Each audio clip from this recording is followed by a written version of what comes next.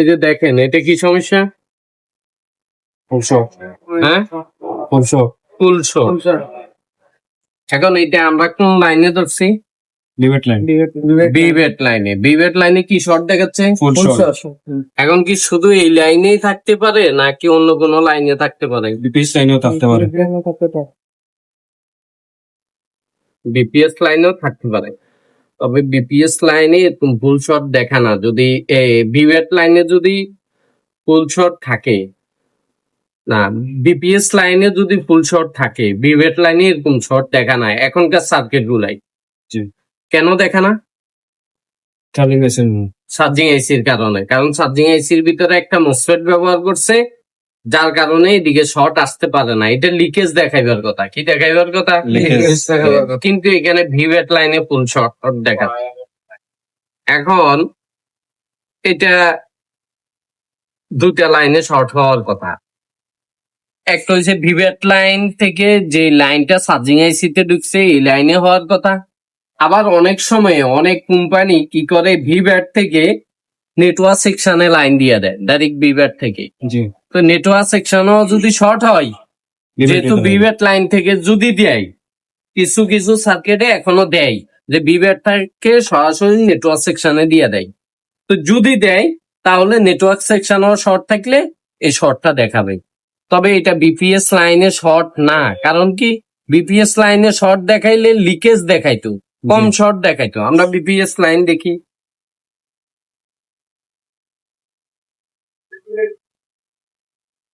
BPS লাইনে এখানে short দেখাচ্ছে।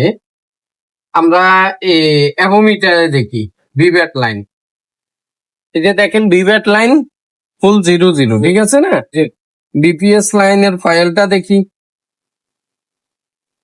বিপিএস লাইনের কয়েলে কোনো শর্ট নাই, দেখেন। তো এটা আমাদের ভিভ্যাট লাইনে ফুল 0 আছে, কিন্তু বিপিএস লাইনে কোনো শর্ট নাই। এখন আমাদের শর্টটা কোথায় তাহলে? ভিভ্যাট লাইন, ঠিক আছে। আমরা ভিভ্যাট লাইন থেকে লাইন থেকে সরাসরি কোথায় ঢুকছে লাইন? Charging AC. তো এইখানে একটা ছোট আইসি আছে, এই আইসির ভিতর দিয়ে এটাও চার্জিং এসি, এটাও চার্জিং এসি, ঠিক আছে। তবে এটা চার্জিং এসি, এটা হইছে এটা পাওয়ারেরও কাজ করে এই আইসিটা। তো এই আইসির ভিতর দিয়ে এই আইসিতে ভোল্টেজ ঢুকছে। তো যেহেতু এই পর্যন্তই আমাদের শর্টটা আছে, আমরা এখানে রজনের ধোঁয়া দেবো, ঠিক আছে।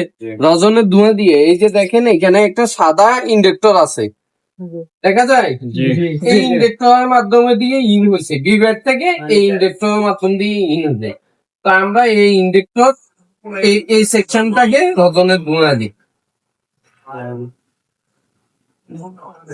ফ্যানটা অফ করেন।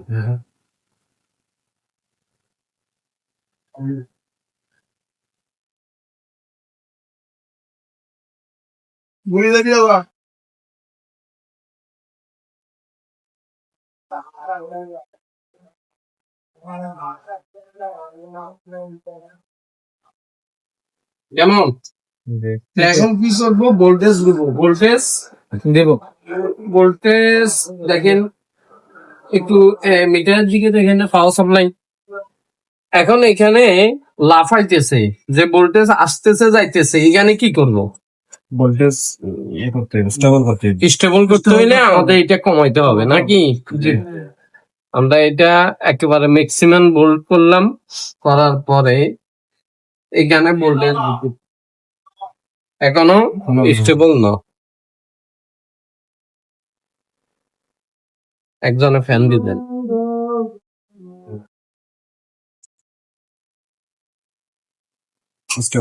এখন স্টেবল হয়েছে। এখন ধরেন তো কোনো কিছু বোঝা যায় কি না?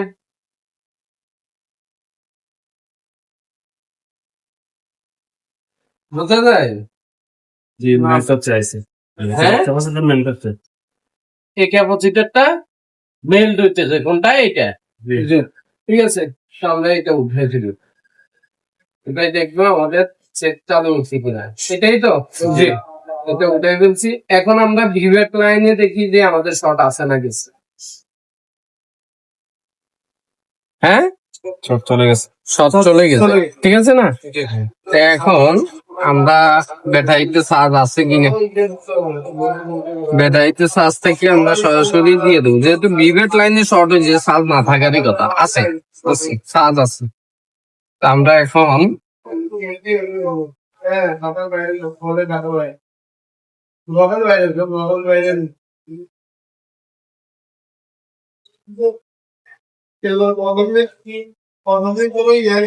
ফার্স্ট ঢুকে ডিসপ্লে চলে আসছে। এখন এই দেখেন ভিভ্যাট থেকে এই লাইনটা ঢুকছে, এখানে 3টা ক্যাপাসিটার আছে। আর সরাসরি কিভাবে ঢুকছে, এই যে ইন্ডাক্টরটা দিয়ে এই ক্যাপাসিটারের মাধ্যমে ইন হয়েছে। তার মানে ওইখানে ছোট 3টা ক্যাপাসিটার আর একটা ক্যাপাসিটার। এখন এটা তো শর্ট, ঠিক আছে না? এখন কি এটা বসানো লাগবে?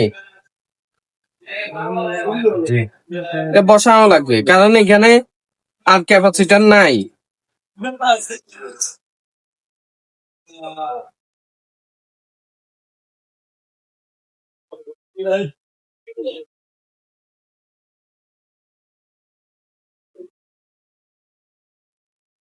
এটা কোন লাইন? আচ্ছা